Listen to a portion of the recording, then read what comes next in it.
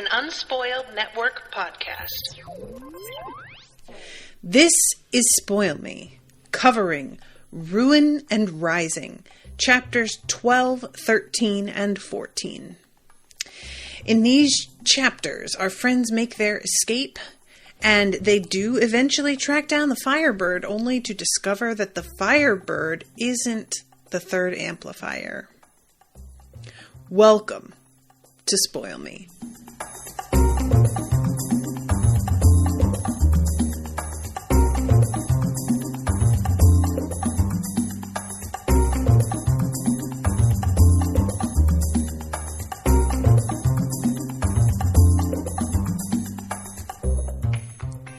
Welcome to the show, everyone. I am Natasha. Thank you very much to Joanna for commissioning this episode.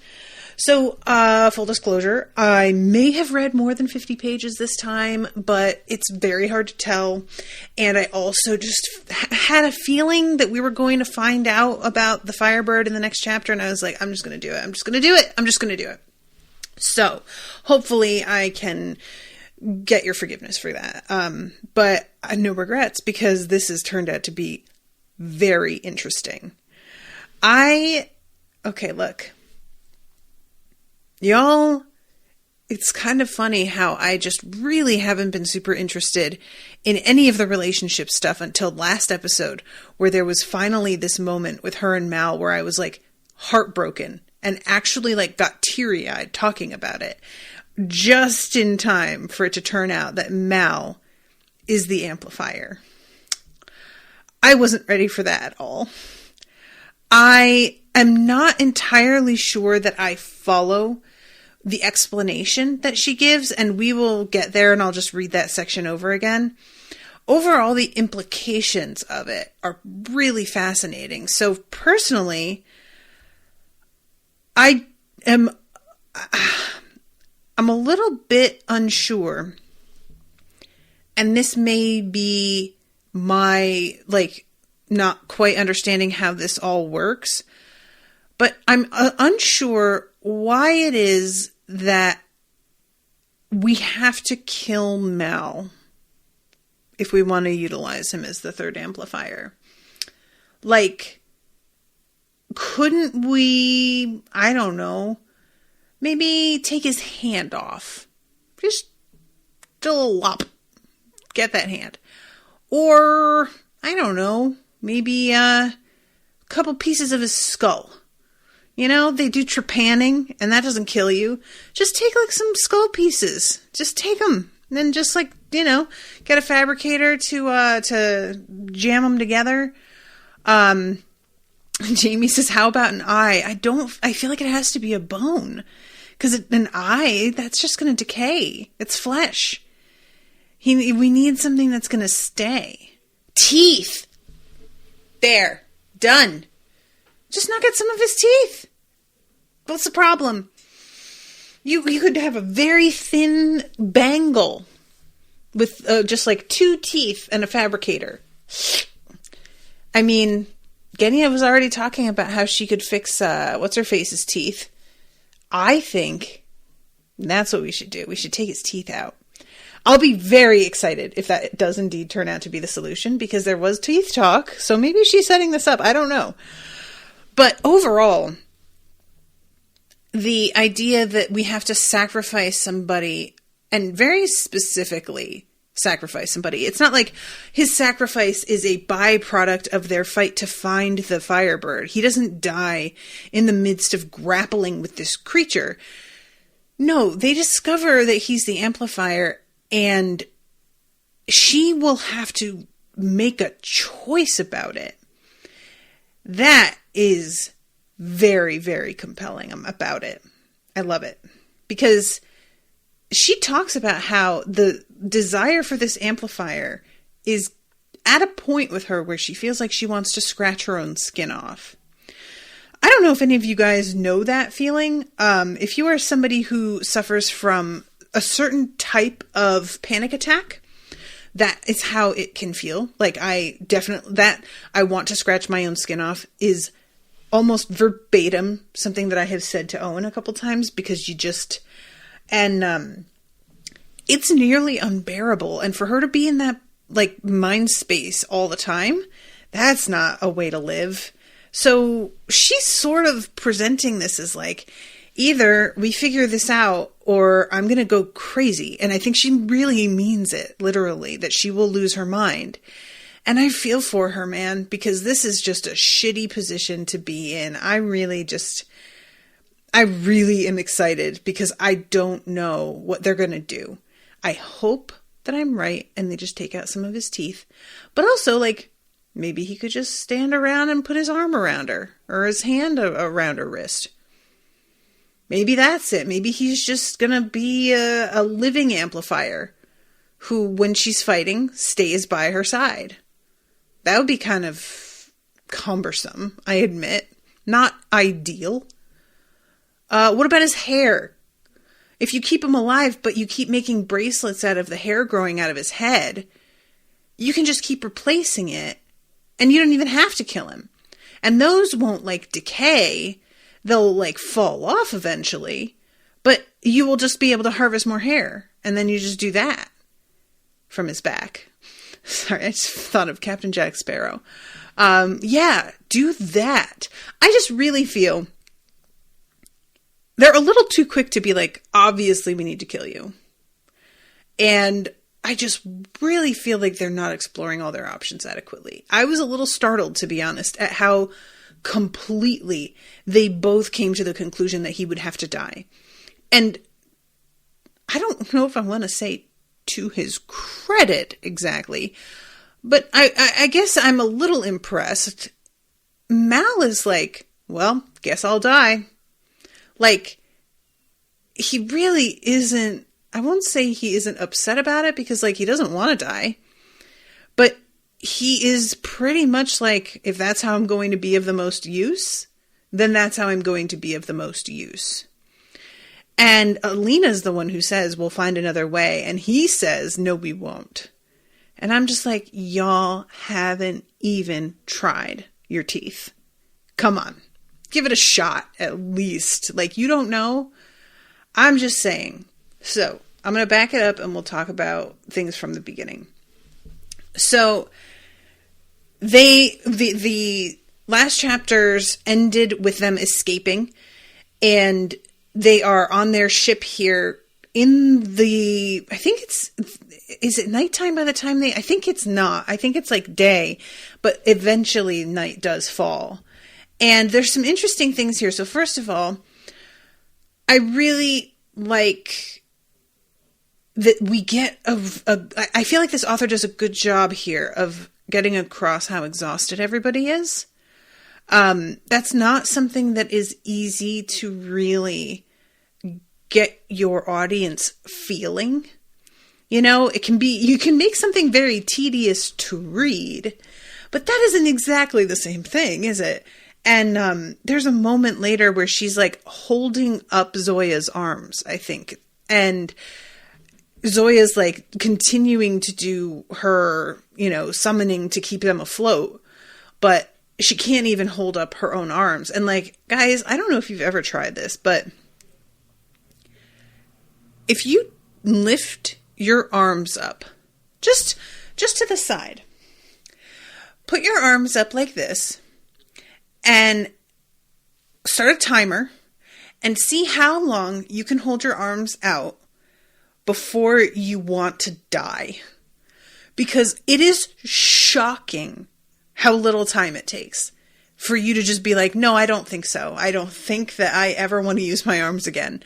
This was something that I came across when we were in a couple of my Zumba classes. There were movements where you had to keep your arms out the whole time. And I just couldn't believe how fucking exhausting they were. And the next day, whole back of my like traps on each arm were flaming sore because they were just like, what are you doing? Holding your arms out? Ugh. Get your phone out and go sit down. So yeah, I really felt that. And the fact that there's just no guarantee that they aren't going to be spotted. Eventually, David comes up with this amazing idea where he's like, how about you just bend light and make us invisible? And I was like, word? I didn't know it was like that. I mean, it makes sense, but wow. It's sort of a weird thing, to be honest, where it's a pretty dramatic power. Like, that's pretty huge. It's not just I can make myself invisible. It's not just I can make a person or a boot, which is the first thing she tries it out on. She can make the entire ship while moving invisible. That's massive. And it does feel a little suspect to me that we discover this ability, like 2/3 of the way into the final book of the series?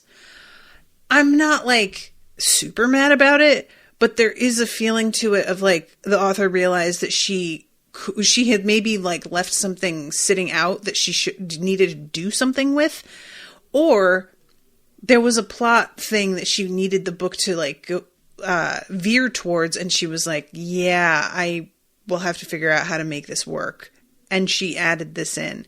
It just feels odd for this to have never been brought up or presented as like a concept at all until this late in the game. That said, I really, really enjoy the series of interactions that lead up to this, and her being like, David, have I told you you're a genius? And he's like, yeah, you have. And she's like, well, I'm telling you again. And BT dubs, people are injured here.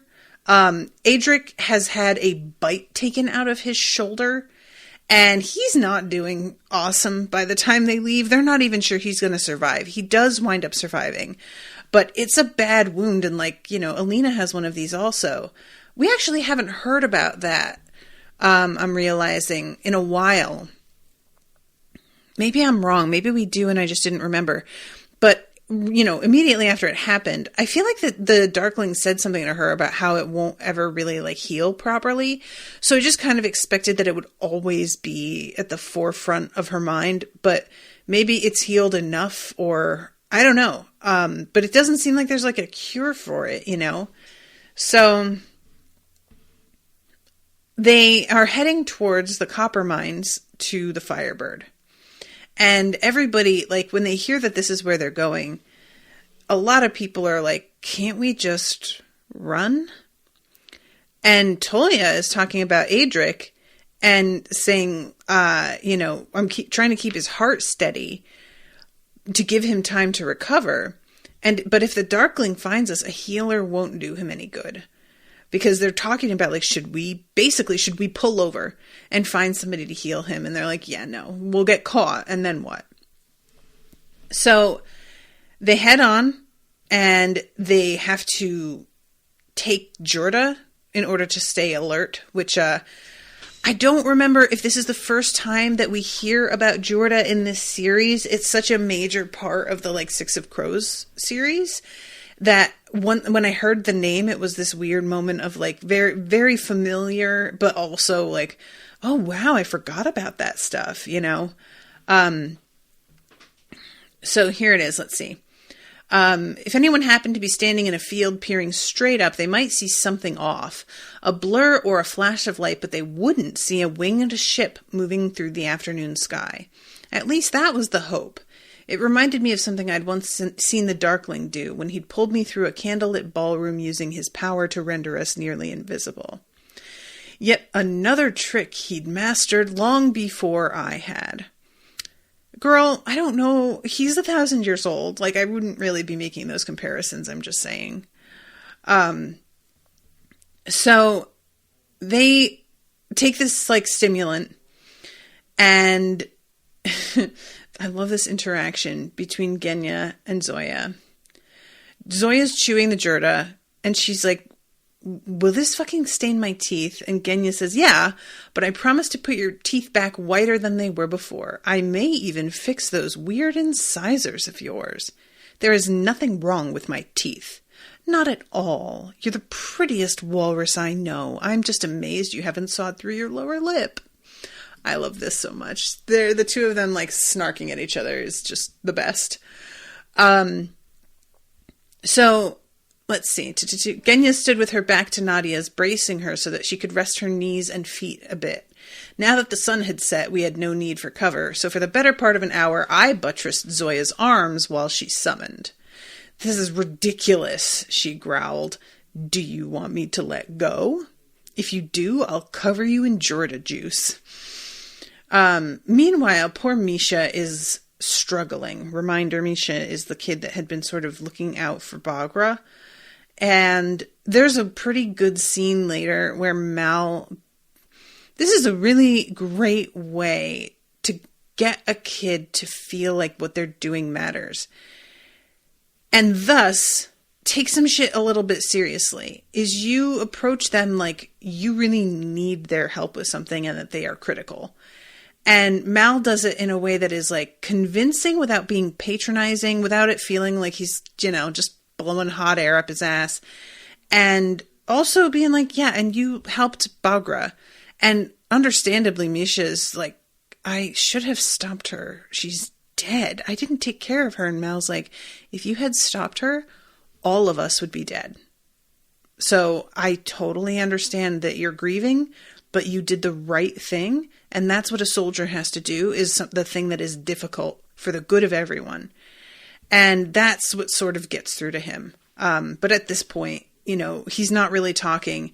And she's sort of trying to get him to eat, trying to get him to just, in general, like, come out of this sort of fugue that he's in.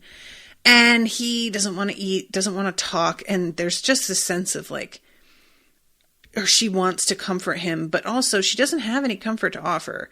And this comes up a little bit later again, when Mal is like, Alina, you really need to learn to let other people grieve with you. You're taking all of this on as if it's yours and just yours. And it's not really fair to everybody else. And not to mention the fact that like, it's a little insulting, and I feel like I'll get to that conversation, like, and because I want to read what she says specifically, but there is a sense of, it's just, you don't understand. It's just different for me and for the Darkling. And I'm like, girl, I'm a little tired of hearing it. Like, you are all human beings, and the power that you have gives you a different kind of responsibility, but it doesn't mean that your grief is like stronger or more impossible to overcome than anybody else's. It just has a different dimension to it. And by constantly telling yourself nobody understands, it's like really weirdly self-indulgent, and you need to get over it a little bit. Like, just, let's see. Oh, Jamie says, I think it's a different strain of Jorda in the series. The stuff in SOC is really potent and can transform Grisha. Yeah, I think it's Jorda Parem, if I'm not mistaken. It's like been refined. It's basically the difference between like chewing on coca leaves and snorting cocaine. But I just like, I had forgotten all about it. So let's see. Also, this is something that I don't know if I'm like alone in this. I'm curious to see if you guys interpreted this the same way. But she's talking about Sergei. And she says, I remembered sitting like this with Sergei in the tank room, searching for words of comfort and failing. Had he been scheming then, manipulating me? His fear had certainly seemed real. And later on, everybody is talking about Sergei, that he is a traitor, that he did all this on purpose. I don't know. I didn't see it that way at all. Not even a little bit. I read it as like, the Darkling is telling you that Sergei came out and betrayed you, but that's because the Darkling is a dickhead who likes to sow discord and distrust, and probably somebody fucking spotted Sergei or God knows what, and tortured the information out of him. Probably didn't even have to, because he was so petrified by that point that he probably could have told them anything without them even having to really ask. I I found it really surprising that, first of all, everybody believed the Darkling when he said that, because, like, there's literally no support for that. He's just saying this is how it happened, and you're all completely believing it, which, why? Like, what about him makes you trust anything he says anymore?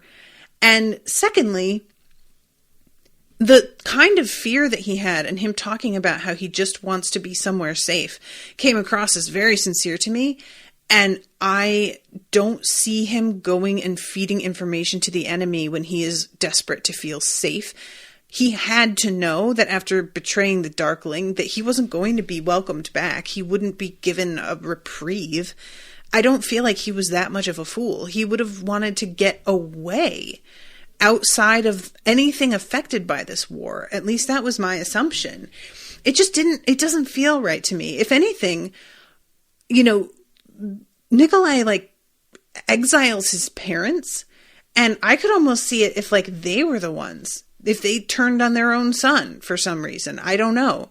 Or, I don't know. I was very taken aback by Alina talking about Sergei here in the terms that she was, and then later on the conversation that they all have about him. And I think maybe Toya is like, I wish that I had just gotten a chance to kill him myself. And I was just like, Jesus, guys, like, you don't know anything. And even Zoya is like, he was always a weakling. Like, oh my God, it just made me feel like a little sad, because I was pleased that the author was showing us that some people, like, with the kinds of trauma that everyone in this series has gone through, some people crack, and that's just how they're built. That doesn't make them weak. It just means that they have a different threshold. And even people who are continuing to function apparently successfully can have broken, and we just don't see it, or it's not as apparent, or it's just different. So I was a bit disappointed that the character that I was sort of like, okay, so we're getting an example of somebody who isn't a hero, in quotes, who isn't constantly able to just withstand and endure this relentless, like, torment. I was sort of pleased by that, and now it's turned around and we're making him like this villain. And I was just a little disappointed by that, because he didn't feel that way to me. And there is something to be said for, not everybody is a warrior. Not everybody comes out swinging. And I don't hold that against people. You just have to find out what their strengths are and figure out how to utilize them. That's like just good management. But it just seemed a little bit out of left field for me that he was being painted as, like, not only a traitor, but like he was scheming the whole time. And they aren't positive that's the case, but they eventually, after talking about it a little bit, they all seem to sort of come to that conclusion, and it just didn't really feel clear why to me. But that said, like, I might be wrong and it might have gone down exactly that way, but if it did, that's disappointing. I don't want to, I feel like, just more people than not are like Sergei. Let's be perfectly honest. More people than not aren't built to withstand this kind of tragedy over and over again. And I don't know what I would be like if I watched the last person that I cared about sliced open in front of me. I think I might never come out of the house again. And I don't feel like there's anything fucking wrong with that. I feel like it's an understandable fucking reaction. So I'm just sort of hoping that eventually we're going to find out that isn't how it went down, that he wasn't, conspiring against them the whole time. And I guess maybe we won't come back to it. Maybe we won't. But that's sort of what I'm waiting for. So anyway, I don't want to constantly hammer on something that might prove to be disproved later. Complicated sentence, not even. All right, so eventually Adric wakes up, and that's like the one thing that sort of keeps everybody buoyed with hope, is the fact that he does manage to survive, despite the fact that they weren't able to get a healer. So let's see, they land, and this is when Mal has to go and approach Misha and talk to him. Everybody gets off and they make camp for the night. And she sees at one point Toya going back onto the ship and leaving with like a bundle. And she is like, what is he doing? And then she realizes that it's Adric's arm that he is going to go and bury. And I never thought about this, but like, if you lose an arm and you are in the position that you still have it after it happens, first of all, what a complete horror show. Looking at your own arm severed from your body. Like, oh my God. Secondly, yeah, what do you do with it? You have to bury it or burn it or something. Like, you have to dispose of it somehow. I wouldn't know what to do. Because it would feel sort of weird, like, okay, what if I buried it in my yard? But then I get buried somewhere else. And then my arm's just chilling in the yard, just by itself. And someday somebody finds it and is just like, okay, there's just an arm here. That's weird. I could have it cremated, and then I have the ash of my own arm in an urn to be mixed with the rest of me once the rest of me's cremated. I guess that's pretty efficient. Small space. It's not Oh, you know what, though? They have these services where you can take human remains. Ash. When I say that, it makes it sound like you're just taking fucking tips of people's fingers and stuff. But no, like the ash after somebody's cremated. And they get incorporated into glass decorations. Basically as a means of like... Because when a loved one dies and there are several people that they meant a lot to, you don't necessarily just have one urn of their ashes. Like my grandmother, she was split up into a variety of different containers because she had children. And there are the one that I considered, because my mother offered me some of my grandmother's ashes, and I was like, I don't really know what to do. So like, hold on to them and I'll figure it out if I change my mind. But there was a service that does these, they're basically like those glass things that you would hang in front of a window, like sun catchers. And they come in all of these different designs. And they had one that was a ghost, like a Halloween-y style, like ghost. And honestly, I think my grandmother would fucking crack up if she found out I had made her ashes into like a cartoon ghost. I think she would fucking love that shit. So I guess that's what I would do. If I were going to cremate my arm, I would then turn its ashes into something dope as a decoration in my home and be like, that's my arm over there. Still looks good, don't it? Jamie says you can get them made into diamonds with quotes around it. My best friend wants to be made into a diamond after she died. I wonder how much that costs. Because like the hanging glass decorations, they were like, I think like $75. They weren't that much. I really wonder about like the insurance around doing something like that, sending them the ashes. Like, you just have to trust that they're not a shady company and that those are actually your relative's ashes in there, because they could just give you whatever. And how would you know? So they make camp here, and she goes out to get some firewood, and she's by herself, and she feels like she's being watched, and she turns and looks up, and Nikolai is in the tree. You guys, this was fucked up. This broke my heart. This is really rough. I don't know if what's done to him can be undone. Part of me is like, if it can be undone, is he gonna remember? Because she says that he has blood near his mouth. Like, he's been eating people. And if you can untransform these folks, are they gonna like have memories of being cannibals? Basically? That's not a way to live. But if you can turn them back and their memory is totally erased, that's a little bit too easy. You know, I don't know. I just really found this very affecting. And it was, I have talked before about the, oh my God, the other book that Leigh Bardugo wrote that Jamie was like, by the way, that's Leigh Bardugo. I don't know if you noticed. And I was like, wow, I definitely hadn't. But it's a collection of short stories, Stories of Thorns, Tales of Thorns, something like that. But they're like fairy tales, but they are so dark that in a lot of ways they feel like horror stories.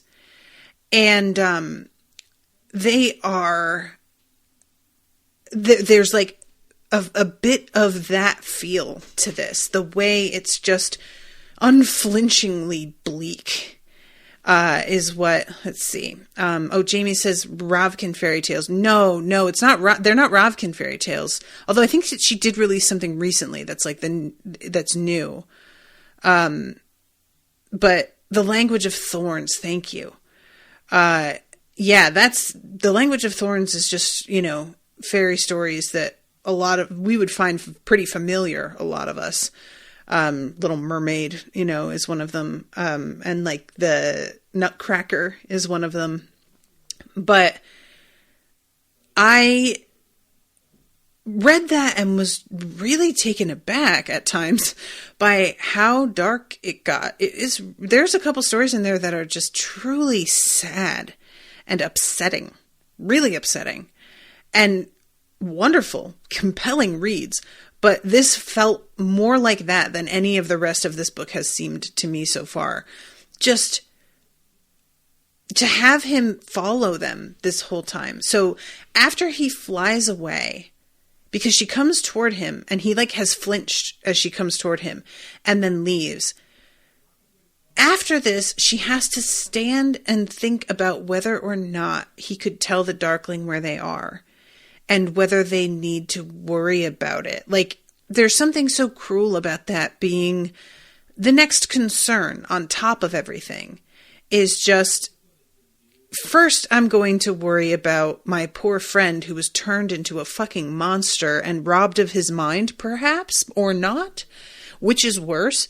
And then I have to worry about whether he can be made to betray me against his will, if indeed his mind is intact, or if he's been so ruined and no longer a person that he does this betrayal without thinking.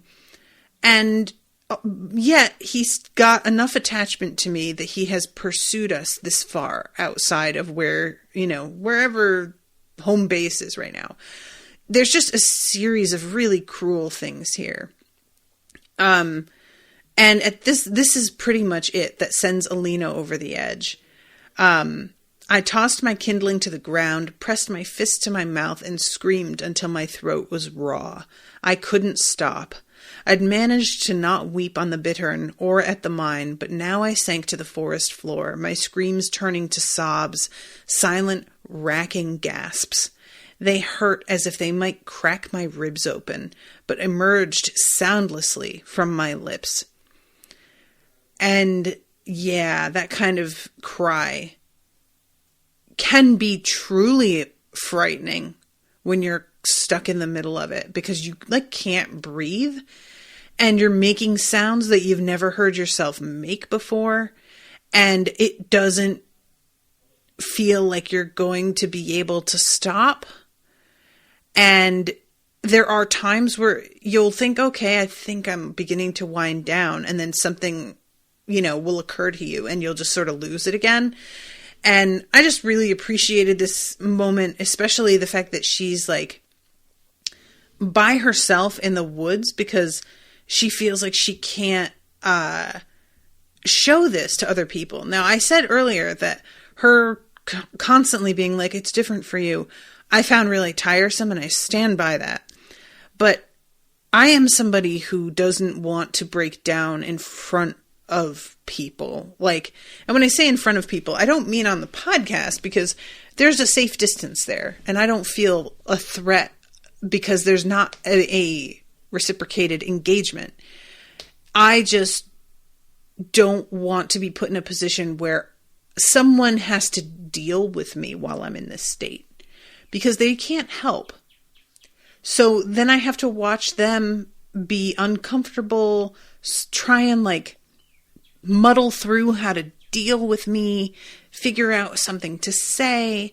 And it's the same way that I deal with depression, where I'm just like, you can't help. I know perfectly well you can't. All this is going to do is upset you for no good reason, because it's just, there's nothing that you can do.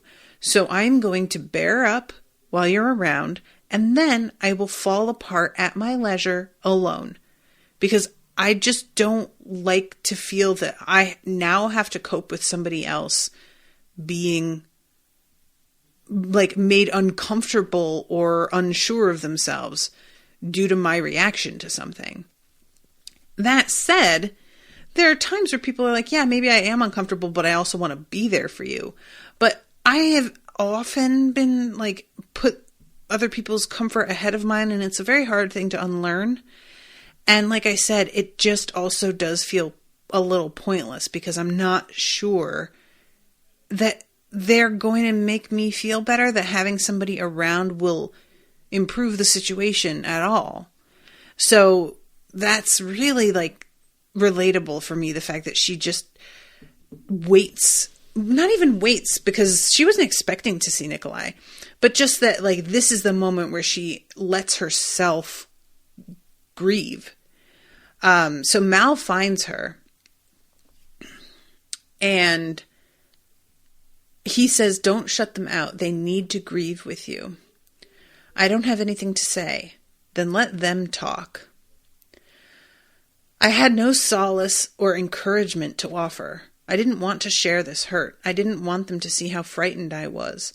But I made myself get up and brush the needles from my coat. I let Mal lead me back to the mine.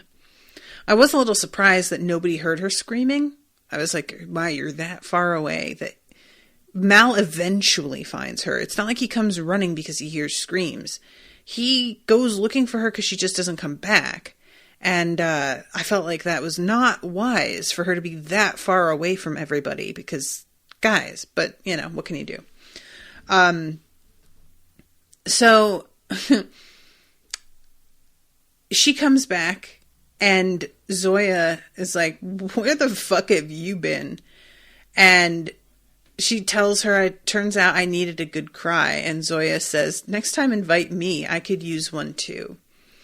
This is one of those things that would be, if you guys have seen Midsummer, there's a moment in Midsummer where, I won't spoil it, but there is like a group experience of grief that I know a lot of women saw the movie and were just like, oh my God, I kind of want that. I would love that, actually, because it's just, you can feel, like I said, either alone or like a burden somehow. So they sit around and eat, and this is when they talk about Sergei. And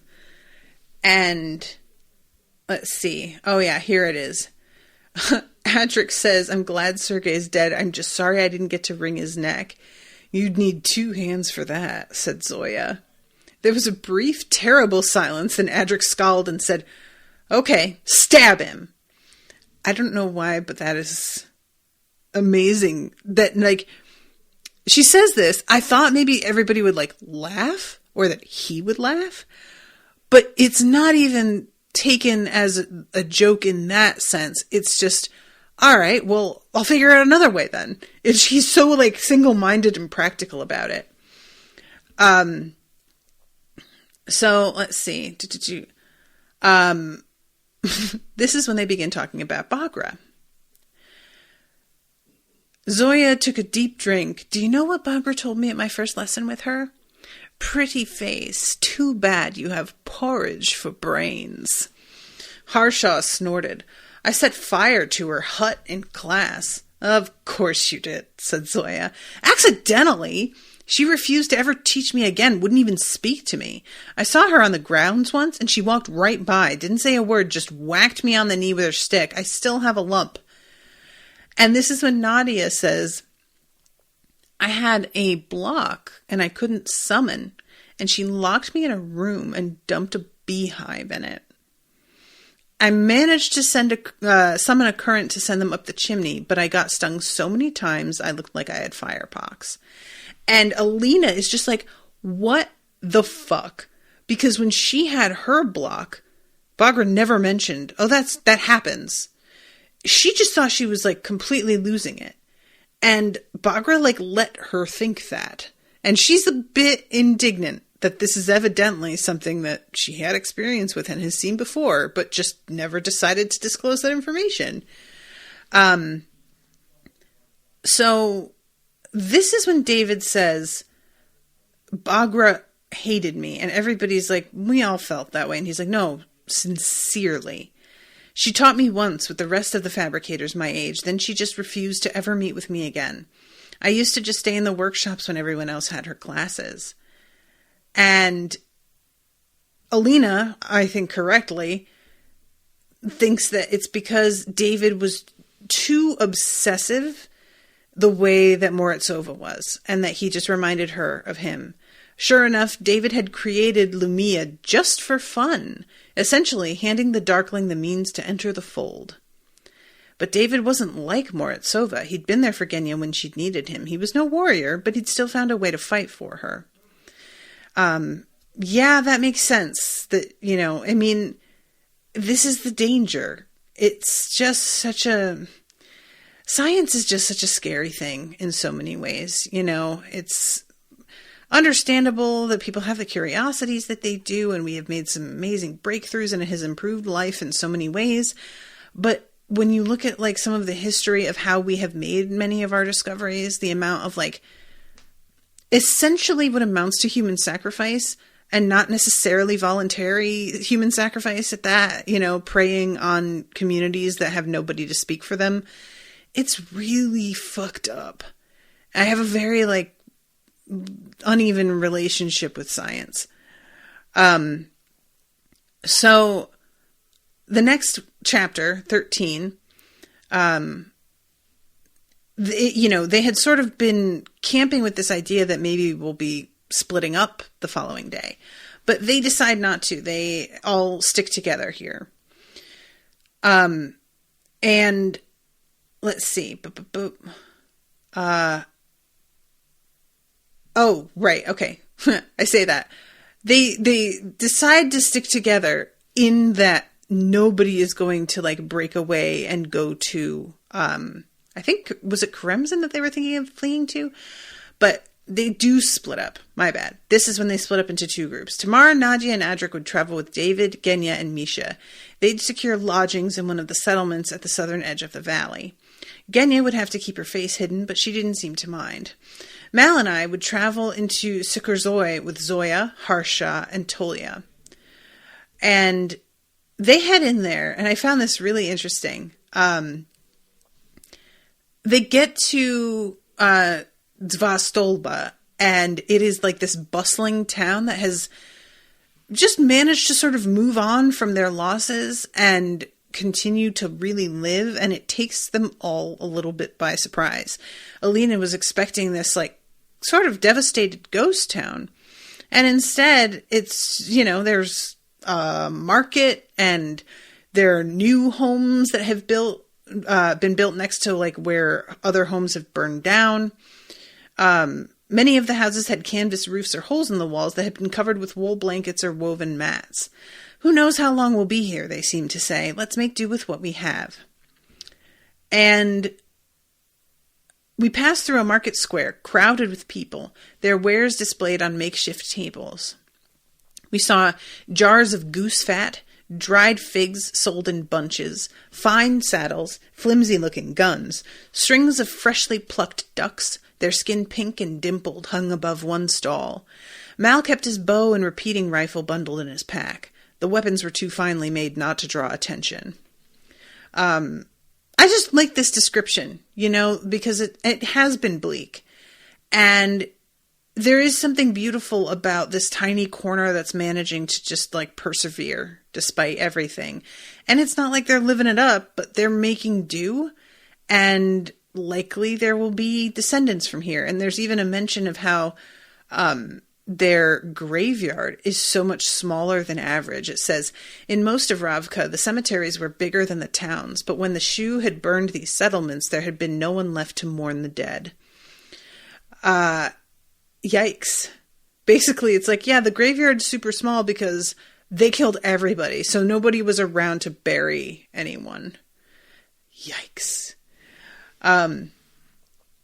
So they go up to this woman and get a map from her, and they head towards the Serahua, which are the fire falls.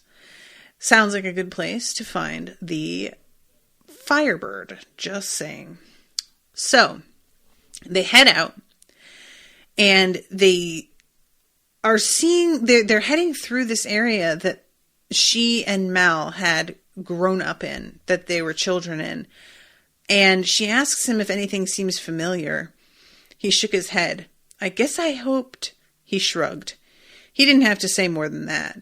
I'd been carrying the same hope lodged in my heart, that once I was on this road in this valley, more of my past might suddenly become clear. But all I had was my same worn set of memories, a dish of beets, a broad pair of shoulders, the sway of oxtails ahead of me. I really like that. It's, the kind of thing that, like, I could see some writers being like, we're going to make every single one of those things deeply significant. Oxtails and broad shoulders and beets, they're all going to be, like, connected somehow, and it's going to mean something. I don't think she's doing that here. I kind of hope she's not, because, like, that's how a lot of memories are. There's just these little flashes, moments, that you can't even barely describe because they're so brief. So they're heading through, and they're, deciding to go towards these falls, which means that they're taking a route that most people don't, because most people are trying to travel, from one town to another or get to safety, refugees, and they're taking a lower route that's like an established road. These guys are going up into the mountains, so shit's beginning to get uncomfortable. The next day, we left the main road and started to climb in earnest. Mal took us east toward the Serahua, following a trail that seemed to appear and disappear as it wended through the mountains. Storms came on without warning, dense bursts of rain that turned the earth beneath our boots to sucking mud, then vanished as quickly as they'd arrived. Tolia worried about flash floods, so we left the trail completely and headed for higher ground, spending the rest of the afternoon on the narrow back of a rocky ridge where we could see storm clouds chasing each other over the low hills and valleys. And I really loved this line. The days dragged on, and I was acutely conscious that every step we took deeper into the Shuhan was a step we would have to retrace back to Ravka. What would we find when we returned? Would the Darkling have already marched on West Ravka? That whole feeling of like, I know every step we take, we're going to have to also take back. This is one of those things that like indicates for me that I am not an outdoor person. I've gone on hikes before where it's meant to be sort of a big loop. And it's not a loop that's like organized that way where the trail goes in a circle. It's you go out so far and then you have to turn around and come back. And I have always been an underachiever in that regard. When I begin to head out, I'm like, okay, this seems like a good point. I am nowhere near sick of hiking yet. So I will turn around now because I would like to enjoy the walk back also. And my mother is an avid hiker. And she lived in Colorado for a time and had made not once, not twice, but I believe 3 separate times the mistake of hiking forward until she got tired and then deciding to turn around. Bad plan. And one of those times she was like, I basically don't know how I would have made it home if Jim wasn't with me, her husband, because she said that she was in such a state. She was so exhausted. They had run out of water. It got really cold because the sun began to go down. And she was just like, I don't know what I would have done. And that just, there's a feeling to that of walking out and knowing like, yeah, I'm going to have to come back. No, I'm just not about that life. Thank you, but no. So they eventually get sort of surrounded by these people. They can hear them, and they light some fire to give them visibility and attack these folks. Let's see. Tolia says they might come back, bring more men. You get good money for grishing, Koba. And this is when we get something awful from Harshaw. Zoya says there are witch hunters who don't eat animals, who won't wear leather shoes or kill a spider in their homes, but they'll burn Grisha alive on the pyre. Shoe doctors might not be so bad, said Harshaw. At least they clean their instruments. In the Wandering Isle, they think Grisha blood is a cure-all for impotence, wasting, plague, you name it. When my brother's power showed itself, they cut his throat and hung him upside down to drain like a pig in a slaughterhouse. Saints, Harshaw, Zoya gasped. I burned that village and everyone in it to the ground. Then I got on a boat and never looked back. And I was like, yo, gangsta. Good for you, buddy. You did nothing wrong. Like, no, truly. Like, good.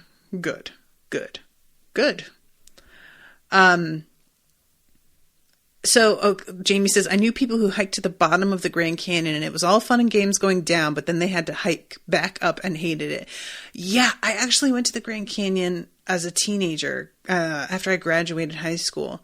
And I saw those like expeditions go, and I always thought it would be one thing if you were hiking in the normal way and you hike up and it's very like difficult, but you get the satisfaction of reaching the top and looking out and surveying all that you know, and then you come back down again. Coming down, I'm not trying to say that's easy, but in comparison to going up, it's certainly a little bit less taxing. And to me, the reverse sounds like the worst possible. You hike first downward into a ravine where you're like, here's the river that I could see from up there already. It's nothing new. It's just like a slightly different perspective, but you could, it's, you know, and then now go back up again. Ew, no. Ugh. They did have some of those hikes that you could ride a donkey. And it was the kind of thing where I was like, well, on the one hand, I don't have to hike, and that's cool. But on the other hand, I have to trust a donkey. And I am certain intellectually that donkey knows its way far better than I ever would, and I'd be more safe on its back than on my own 2 feet. I am positive that's true. But it's one thing to know that, and it's another thing to like be able to relax and actually enjoy yourself because you truly believe it, you know? Anyway, so the next day, and I like this line too. As the days passed, I felt my patience fraying. We had too much time walking with nothing to do but think, and there was no safe place for my thoughts to wander. The past was full of horrors, and the future left me with that breathless, rising panic. Girl, that is a real mood. Not wanting to be alone with your thoughts because you're like, wow, both things are bad. I don't want to think about any of this. Yeah, this is why we have podcasts. So we don't have to be alone with our thoughts. So we can be alone with somebody else's thoughts. So at this point, they hear the call of the Firebird and they pretty much go like pelting after it as much as one can pelt uphill. And everybody, by the time they get to the top, they have really like gone for it with this hike. By the time they get to the top, they're all exhausted. There's no sign of this bird, and everybody is beginning to just like lose their patience. And this is the point where Alina sort of like loses her temper over everything and takes it out on Mal a little bit. She immediately feels like a shithead, but it's already done. And it says, I owed him an apology, but I never seemed to find the right moment to speak to him. Almost exactly a week into the journey, we came across what we thought was a dry creek bed. And Mal asks Harshaw to burn some of the scrub away, and they find out that it's a road. And it's just sort of a neat moment, you know, how many like half-forgotten civilizations and marks of civilization are out there in the apparent wilderness. And this is when they come across the falls, and first there are these trees that look really weird and spooky, and they see this like whiteness sort of moving in there, and everybody's thinking it's a ghost.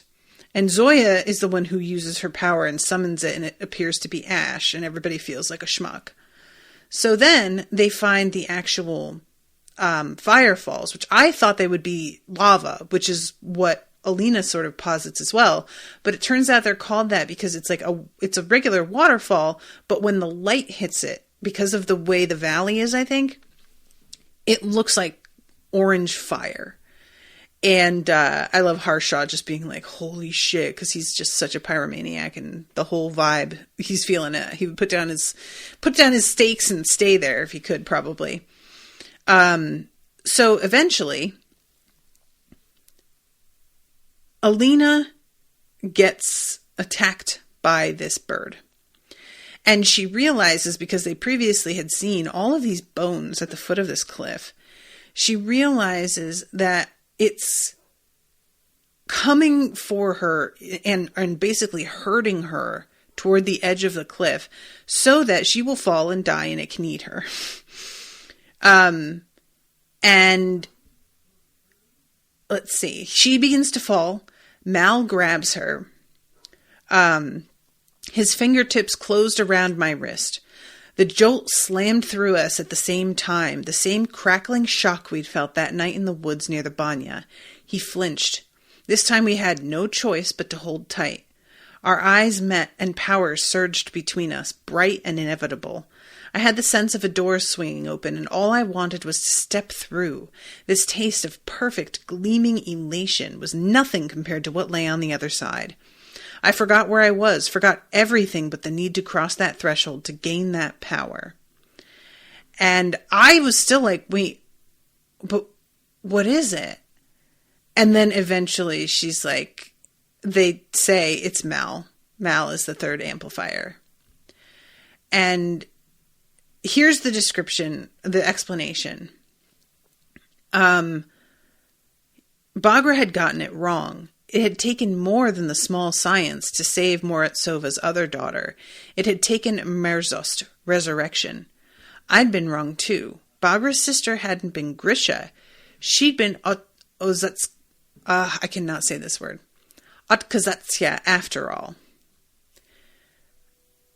The first time I'd used my power had been when Mal was laying dying in my arms, and there's all these connections about the fact that she was somehow touching him whenever she managed to like tap into her abilities. I don't really understand, because like it had taken more than the small science to save Moratsova's other daughter. It had taken Merzost, resurrection. I thought that we knew that already. I just like, there was something about that. I feel like I missed something here. And I don't really understand how it is that this is like, is the Merzost, because she posits that Mal is the descendant of Bagra's sister. So basically, whatever her father did to resurrect her embedded itself in her and was passed down through her bones, like, you know, into her descendants. I don't know.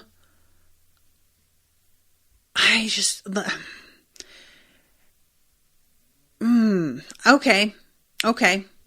No, I think I get it. Maybe I just misunderstood the word Merzost the first time, but yeah, I think I get it. Okay. So abomination, the power of creation. That's why the journals were incomplete. In the end, there had been no reason for Morozova to hunt for a creature to make into the third amplifier. The cycle had already been completed. He'd endowed his daughter with the power he'd meant for the Firebird. The circle had closed. Morozova had achieved his grand design, but not the way he'd expected. When the Darkling had tampered with the making at the heart of the world, the punishment for his arrogance was the Fold, a place where his power was meaningless. Morozova had created 3 amplifiers that could never be brought together without his daughter forfeiting her life, without his descendants paying in flesh and blood. So, okay, yeah, this all makes sense. She must have passed her power on to her descendants. I thought it was me. I was so desperate to believe there was some great purpose that it didn't just happen. Yeah, okay. Jamie's saying he wasn't able to create the third because he had to use the Merzos to bring his daughter back to life. Therefore, she was the third amplifier. I think that I misunderstood that Merzos was like a finite resource. Like, it's sort of... I had been interpreting it as a force to tap into, but the way that they're referring to it sort of like it's a process or like a ritual, and he only was able to use it 3 times. And so it's sort of like a genie wish, and you use it and it's gone. And I wasn't really realizing that's the nature of it, so I was confused, but now I think I get it.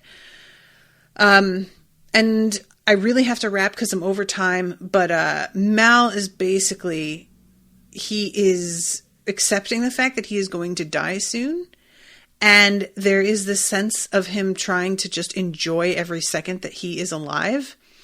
And finally, him and Alina wind up spending the night together after all of this time, and she is trying to just enjoy herself, knowing that, like, he's likely to die. She doesn't want to. I don't know how they get out of this. I just want him to cut his hand off. Just do that. Just cut a finger off even. You don't even need a whole hand, I bet. Just like a thumb. No, you don't want to cut a thumb off. Lose a pinky. Yeah, you can do without a pinky. You don't want to lose your thumb. You need that, like, opposable, but you could do a pinky. I think that's fine. I still say the teeth, though. So it ends with them finding out some news from Tamar that the Darkling attacked West Ravka and attacked Karemzin. And that is the end of the chapters. So, okay. I'm going to wrap. But thank you again so much, Joanna, for commissioning this. Thank you to Jamie for hanging out in the chat with me. I hope that you guys are enjoying the coverage. I don't think there's another episode commissioned after this. This one's the last one listed here anyway, but, keep your eyes out and, I will let you know. So until then, toodaloo, motherfuckers.